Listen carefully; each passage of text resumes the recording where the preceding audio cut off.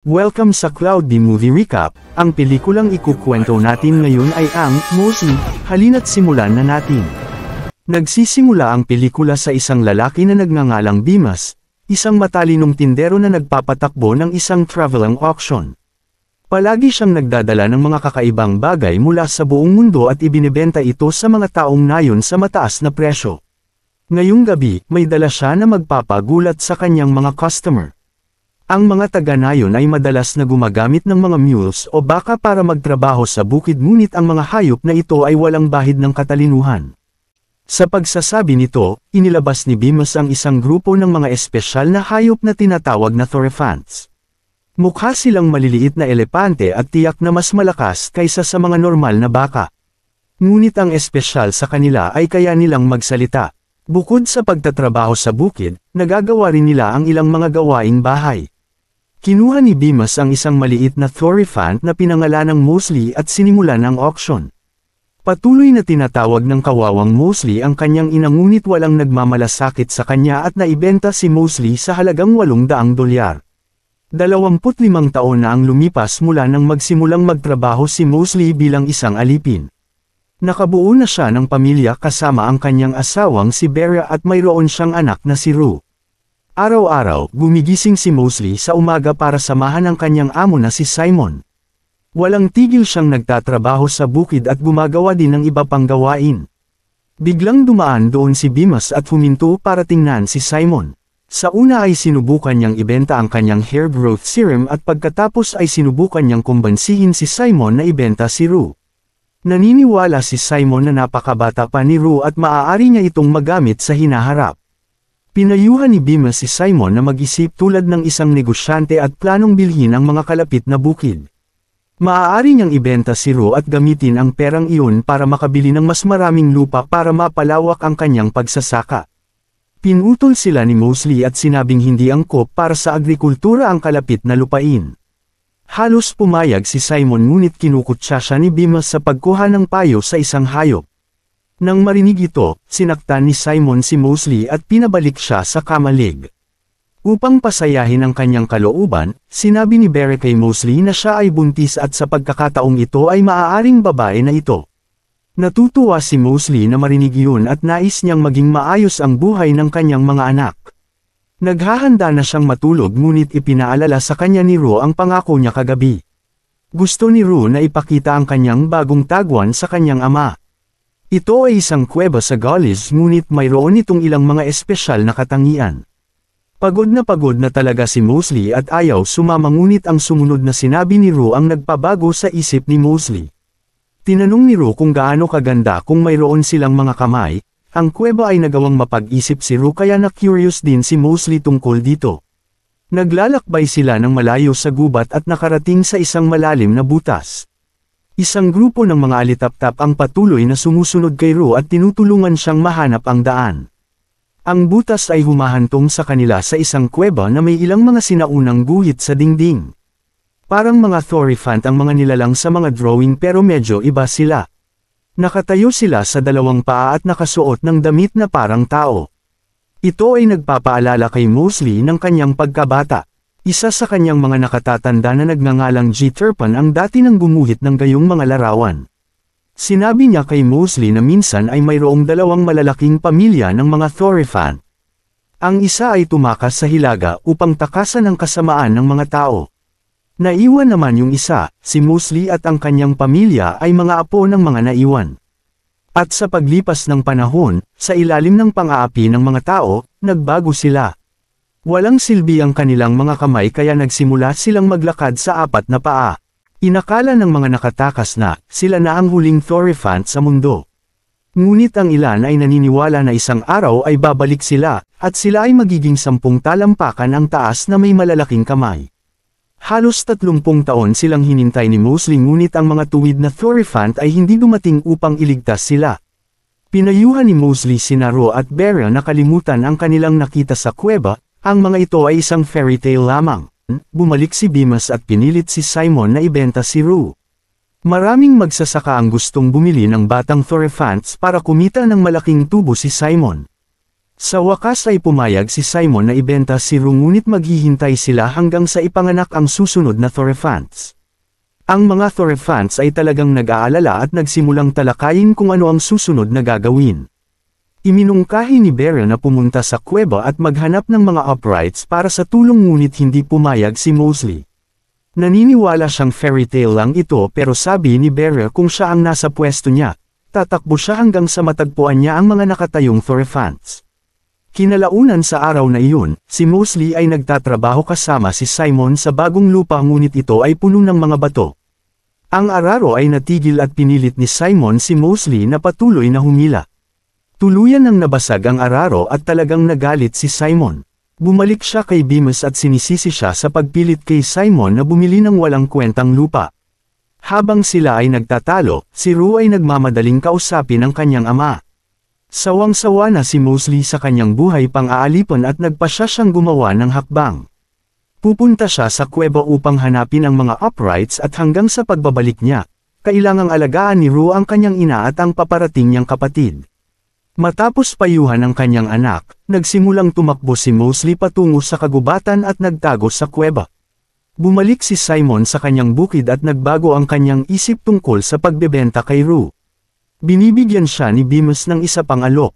May isang lalaki na nagngangalang Warfield na isang dalubhasa sa pagharap sa mga Thorefants. Dadalhin siya ni Bemis bukas at hahanapin nila si Mosley.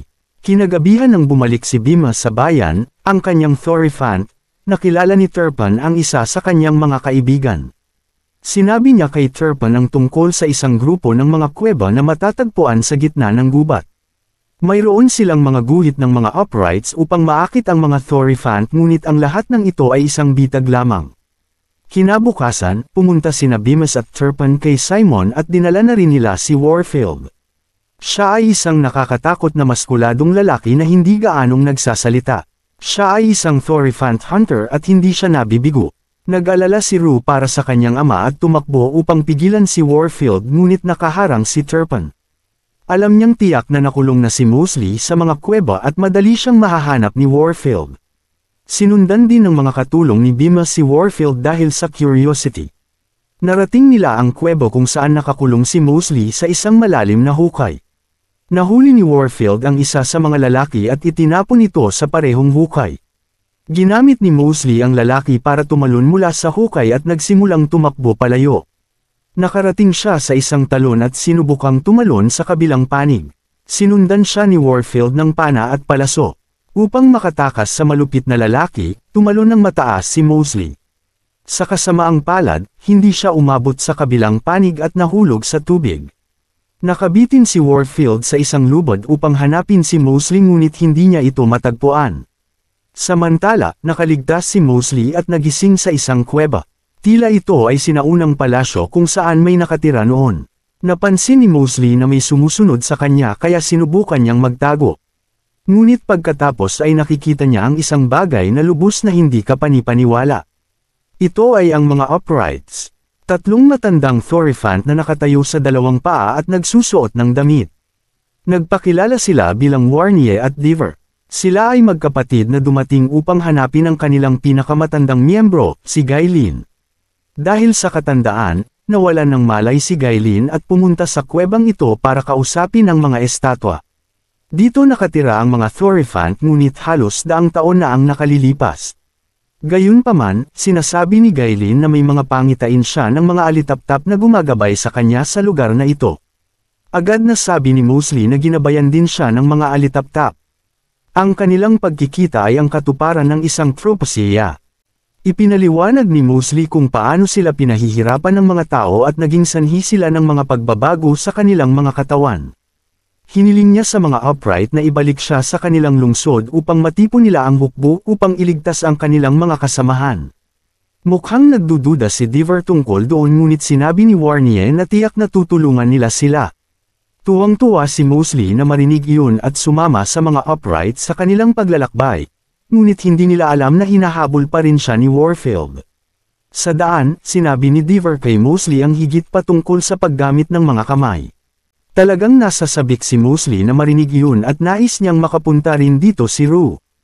Ang munting bata ay magiging masaya na makita ang kanyang mga pantasya na nagiging katotohanan. Pagkaraan ng ilang sandali, narating nila ang isang makapal na kagubatan na tinatawag na Great Orchard. Ang matuwid na lungsod, ang Kinneseth ay nasa kabilang panig. Ngunit dapat silang maglibot sa kagubatan at huwag maglakas loob na pumasok sa malaking taniman, dahil ito ay haunted.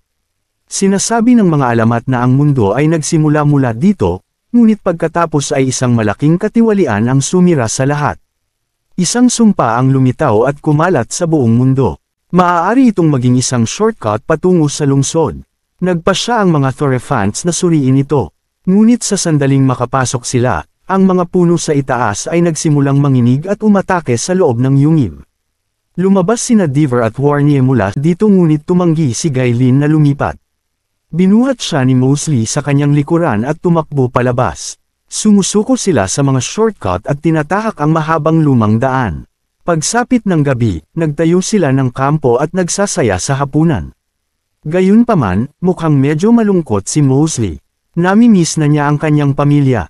Sinimulan niyang sabihin sa mga matuwid ang tungkol sa kanyang anak. Si Rue ay talagang masigla at mahilig sa pakikipagsapalaran. Palagi siyang sumusulpot sa lugar na hindi siya nararapat. Tama nga si Mosley, kahit na ngayon sa kalagitnaan ng gabi, gumagala si Rue sa bukid. Nakilala niya si Turpin at nagtanong tungkol sa mga uprights. Talagang tumanda na si Turpin ngunit naniniwala pa rin siya na darating ang mga uprights balang araw upang iligtas sila. Samantala, hindi makatulog ng mapayapa si Mosley dahil patuloy na gumagala si Gaylene. Narating niya ang gilid ng isang bangin at gustong tumalon. Habang pinipigilan siya nina Warnier at Deaver, may napansin si Mosley sa likuran nila. Ito ay si Warfield, at wala silang lugar upang tumakas. Sinabihan ni Gaylene si Mosley na magtiwala sa mga alitaptap.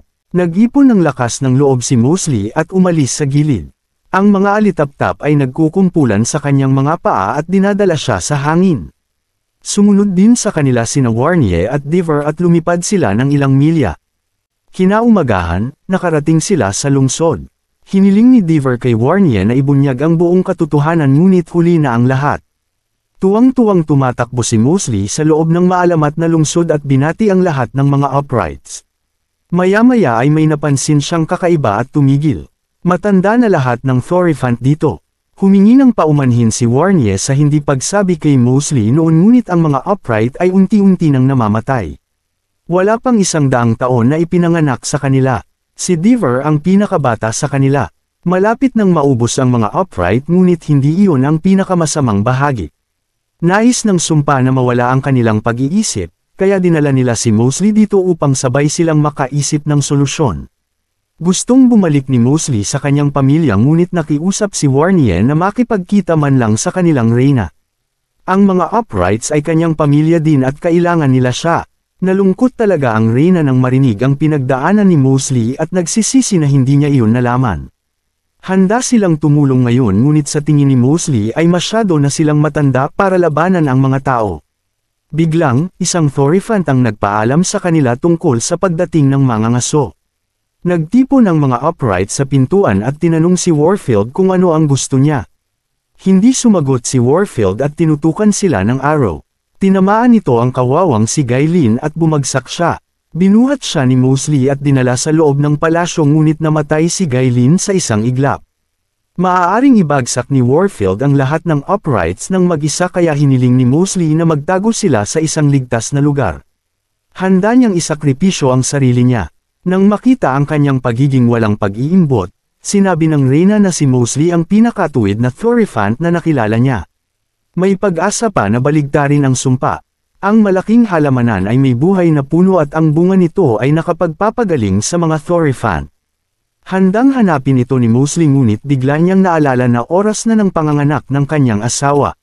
Nahihirapan si Beres sa panganganak at inutusan si Rue na gumawa ng paraan. Ang bata ay natakot sa una ngunit pagkatapos ay nag-ipon siya ng lakas ng loob at nagmamadaling gisingin si Simon. Samantala, si Mosley ay humarap kay Warfield mag-isa at dinala siya sa kagubatan. Patuloy niyang sinusundan ng mga alitaptap ngunit hinahabol din siya ni Warfield. Siya ay umatake ng isang palaso kay Mosley at hiniling sa kanya na sumuko. Hindi na nagpipigil si Mosley at matapang na lumaban kay Warfield. Sinubukan ng mga ngaso na maglagay ng harness sa paligid niya ngunit naputol ni Mosley ang lubid at hinabol ang mga alitaptap. Ilang hakbang na lang ang layo niya sa puno ngunit umatake si Warfield ng isa pang palaso. Siya ay nagpapatuloy upang patayin si Mosley ngunit pinigilan siya ng isang misteryosong nilalang. Gawa siya sa liwanag at nawala kasama si Mosley. Dinala niya si Mosley pabalik sa kina Sereth at ipinahayag na siya ang gumabay sa kanya sa mga alitaptap. Tinanong niya si Mosley kung ano ang gusto niya kapalit ng kanyang matatag na paniniwala. Sinabi agad ni Mosley na gusto niyang maging malaya ang kanyang pamilya. Ang liwanag na nilalang ay nagbibigay sa kanya ng ilang mahiwagang prutas at naglaho ito. Kinaumagahan, dumating si Bima sa bukid upang kunin si Rue. Tinanggap ng kawawang bata ang kanyang kapalaran at sinabihan ang kanyang bagong silang na kapatid na babae na alagaan ang kanilang ina. Biglang may naglalakad doon mula sa gubat. 10 talampakan ang taas nito at may malalaking braso, at ito ay si Mosley. Nais ni Simon na saktan si Mosley ngunit, napahinto niya ito at inilagay sa isang tabi at binati ang kanyang pamilya. Pagkatapos ay ibinigay niya sa kanyang pamilya ang mga mahiwagang prutas na nagpapatayo sa kanilang lahat. Niyakap ni Mosley ang kanyang pamilya at naglakbay sila pabalik sa kanilang bagong tahanan, na kina Sereth. Dito na nagtatapos ang pelikula. Salamat sa panunood hanggang sa susunod na video.